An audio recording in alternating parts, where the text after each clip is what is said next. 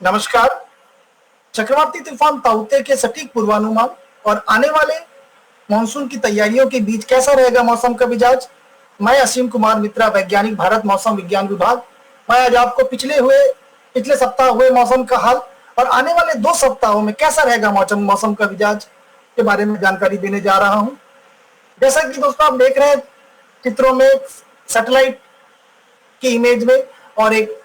Model GFS model के image में 13 से 19 मई 2021 के दौरान बादल पैटर्न और मौसम प्रणाली कैसा रहा, जिसमें मुख्य रूप से अरब सागर के ऊपर बना अत्यधिक भीषण चक्रवाती तूफान ताउते का आगमन हुआ और सप्ताह के अंत में 2 पश्चिमी विक्षोभ उत्तर पश्चिमी भारत की ओर आए और एक चक्रवाती तूफान के अवशेष के साथ मिल गया, जिसके कारण हमें उत्तर पश्चिमी राज्यों में काफी वर्षा और तेज आंधी और हवाओं का मिश्रण देखने को मिला और भारत के विभिन्न हिस्सों में कम से कम अवधि के लिए कुछ चक्रवाती परिसर, जिसको हम साइक्लोनिक सर्कुलेशन कहते हैं, और कुछ ट्रफ विकसित हुए। जैसा कि हम देख सकते हैं इस इमेज में, एक्सट्रीमली सीवियर साइक्लोनिक स्टॉर्म ताउते का आगमन हुआ, जो लक्षद्वीप से आरंभ हुआ और सारे तटीय राज्यों में, जिसमें मुख्य रूप से कर्नाटक, केरला, गोवा, महाराष्ट्र और गुजरात के तरों में प्रभाव दिखा, जिसमें भारी वर्षा दर्ज की गई। सो हम कह सकते हैं कि जो लो प्रेशर जो 13 तारीख को लक्षद्वीप में जिसका आरंभ हुआ, कंसंट्रेट हुआ डिप्रेशन में 14 तारीख को लक्षद्वीप एरिया में, उसके बाद डीप डिप्रेशन में आफ्टरनून सेम डे में वो विकसित हुआ और इंटेंसिफाइड हुआ साइक्लोनिक स्टॉर्म में ओवर लक्षद्वीप के पास और एब्जॉर्बिंग साउथ ईस्ट अरेबियन सी के पास 14 तारीख की रात्रि को, और फर्दर ये इंटेंसिफाइड हुआ सीवियर साइक्लोनिक स्टॉर्म 15 तारीख की शाम को। कुछ समय बाद ये वेरी सीवियर साइक्लोनिक स्टॉर्म का रूप धारण किया 16 तारीख की रात को और ईस्ट सेंट्रल अरेबियन सी से होता हुआ ये extreme severe cyclonic storm early morning 17 तारीख की सुबह को ये दिखा ईस्ट सेंट्रल अरेबियन सी में। अगर हम देखें इस तरह से, ये क्रॉस किया Saurashtra coast about 20 kilometre north east of Diu near latitude of 20.8 degree and longitude 71.1 degree during 8 से 11 बजे के बीच, और इनकी जो हवाओं का जो तीव्रता रही वो 190 kmph, that is kilometre per hour. जब ये क्रॉस किया ये वीक हो गया थोड़ा, जैसा कि सतही जमीन में, और जमीन पे जब साइक्लोन या चक्रवाती तूफान टकराता है उसकी गति कुछ कम हो जाती है। ये वीकेंड हो गया वेरी सीवियर साइक्लोनिक स्टॉर्म में। ये पर्टिकुलरली सौराष्ट्र कोस्ट के पास हुआ, जो 17 तारीख की रात को हुआ और 18 तारीख को ये सीवियर साइक्लोनिक स्टॉर्म में कन्वर्ट हुआ। धीरे धीरे जैसा कि ये लैंड में आया तो ये वीक होता गया और ये साइक्लोनिक स्टॉर्म के रूप में ये परिवर्तित हो गया 18 तारीख की आफ्टरनून को। अगर हम देखें सौराष्ट्र से जब ये फर्दर आगे की ओर जब ये मूव किया तो डीप डिप्रेशन का रूप धारण किया 18 मई को गुजरात रीजन में, और धीरे धीरे ये नॉर्थ वेस्ट वर्ड और ये वीक होता गया डिप्रेशन के रूप में। लेकिन साथ ही साथ काफी जगहों पे ये अत्यंत भारी वर्षा का रिकॉर्ड दर्ज किया गया। अगर हम ऑब्जर्व रेनफॉल को अगर हम देखें 13 से 19 मई के बीच, तो 13 तारीख से लेकर 13, 14, 15, 16, 17, 18 और 19 के बीच काफी जगहों पर भी रेनफॉल, जिसको कहते हैं वर्षा, दर्ज की गई है, जो खासकर केरला, माहे, तमिलनाडु, कराईकाल, कोंकण, गोवा, रत्नागिरी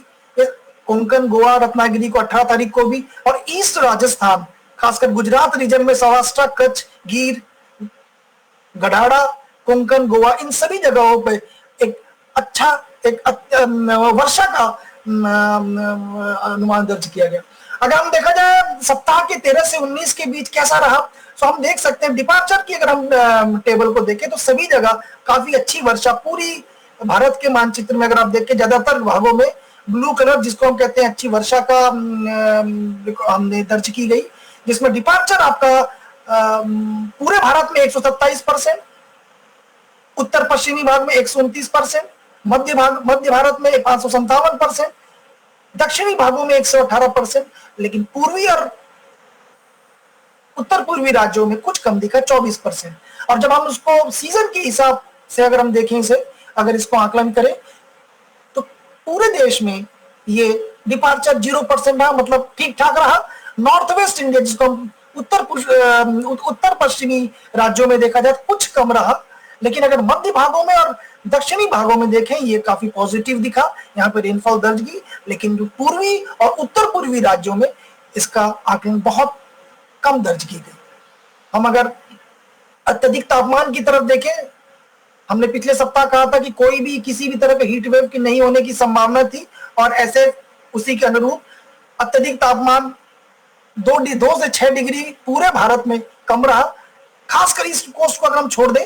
जहां पे थोड़ा ये नियर नॉर्मल की तरफ रहा, लेकिन किसी भी तरह का हीट वेव किसी भी पार्ट भारत के राज्यों में जगहों पे नहीं पाया गया। हालांकि मैक्सिमम जिसको हम कहते हैं अधिकतम तापमान 44 डिग्री रिपोर्ट किया गया गांधीनगर गुजरात में 16 मई 2021 को। अगर हम सिनॉप्टिक फीचर्स देखें और मॉडल की फोरकास्ट पूर्वानुमान को देखें 20 तारीख में, अभी जैसे मैंने कहा कुछ अवशेष जो ताउते साइक्लोन, एक्सट्रीम सीवियर साइक्लोन ताउते के रह गए थे, वो लो प्रेशर एरिया के रूप में साउथ वेस्ट उत्तर प्रदेश और उनके कुछ राज्यों की तरफ इसका प्रभाव रहा, जो कि हमने देखा कि नॉर्थ वेस्ट राज्यों में खासकर दिल्ली, हरियाणा, पंजाब, इसमें वर्षा दर्ज की गई। एक ट्रफ भी देखने को मिला सर्कुलेशन, साइक्लोनिक सर्कुलेशन, जो ईस्ट सेंट्रल में जो 3.1 किलोमीटर अबव मीन से लेवल था। और जो खासकर जो अगर हम देखें, हम अगर चित्रों को देखें तो लो प्रेशर एरिया और जो आपके उत्तरी भागों में जो पश्चिमी विक्षोभ है, इनका आपस में एक समन्वय बैठा, जिसके कारण मौसम कुछ में बदलाव आए, क्योंकि दिल्ली में आप देख सकते हैं वर्षा दर्ज की गई है। बेसिकली ये लो प्रेशर एरिया, या कह सकते हैं आप जो अवशेष, जो रेमिनेंट क्लाउड्स जो थे ताउते के और पश्चिमी विक्षोभ आपस में मिलने से ये हुआ। और अभी एक जो जानकारी अगर आप देखें इमेज को, खासकर आपके पर्टिकुलरली अंडमान सी, नॉर्थ अंडमान सी और एडजॉइनिंग ईस्ट सेंट्रल पूर्व मध्य बे ऑफ बंगाल की खाड़ी में अगर आप देखें तो एक कम दबाव का क्षेत्र के बनने की पूरी संभावना दिख रही है, जिसका जो करीबन 22 मई को ये बन जाएगा। अगर हम 5 दिन का हम आने वाले 5 दिनों के वार्निंग, मौसम के अगर वार्निंग की तरफ अगर हम देखें तो अत्यधिक वर्षा का अनुमान दर्ज किया होने की संभावना है, खासकर अरुणाचल प्रदेश और कुछ पर्वतीय राज्यों, अगर हम देखें Uttarakhand, sub Himalayan, west Bengal, Sikkim, Assam, Meghalaya, Rayalaseema, Uttar Pradesh, south interior Karnataka, Tamil Nadu, Puducherry, Karaikal, Kerala and Mahe, इन जगहों पे हैवी टू हेवी, जिसको हम कह सकते हैं भारी वर्षा होने की संभावना है 20 तारीख को। 21 को अगर हम देखें 21 को जो संभावना दिख रही है वो खासकर सब हिमालयन, वेस्ट बंगाल, जो अब फिर से जो फुट हिल्स ऑफ हिमालय हम कह रहे हैं, सिक्किम, अरुणाचल प्रदेश, असम, मेघालय, कोस्टल आंध्र प्रदेश, और हम अगर दक्षिणी भागों में आए तो coastal Andhra Pradesh, Yanam, Rayalaseema, coast, south interior Karnataka, Kerala और माहे। 22 तारीख को भी हैवी अत्यधिक वर्षा होने की संभावना है, जो अंडमान में दिख रही है। हेवी रेनफॉल होने की संभावना केरला, माहे में भी दिख रही है। 23 तारीख की हम, जैसे मैंने बताया, केरला, माहे में, अंडमान में दिख रहे हैं, उसी तरह से 24 तारीख को भी केरला, कराईकाल, पुडुचेरी, तमिलनाडु, मतलब खासकर अगर हम इमेज की तरफ से भी अगर हम देखें, अगर हम इन चित्रों को भी देखें तो दक्षिणी भागों में वर्षा का अनुमान होने की, अच्छी वर्षा होने की बहुत संभावनाएं दिख रही है। अब आते हैं बहुत इंटरेस्टिंग, जिसको हम बोलते हैं, जिसका हम अपेक्षा कर रहे हैं, दक्षिण पश्चिम मानसून 2021। हम दक्षिण पश्चिम मानसून के 21 मई 2021 को दक्षिण अंडमान सागर और उसके सटे दक्षिण पूर्व बंगाल की खाड़ी में आगे बढ़ने की संभावना है।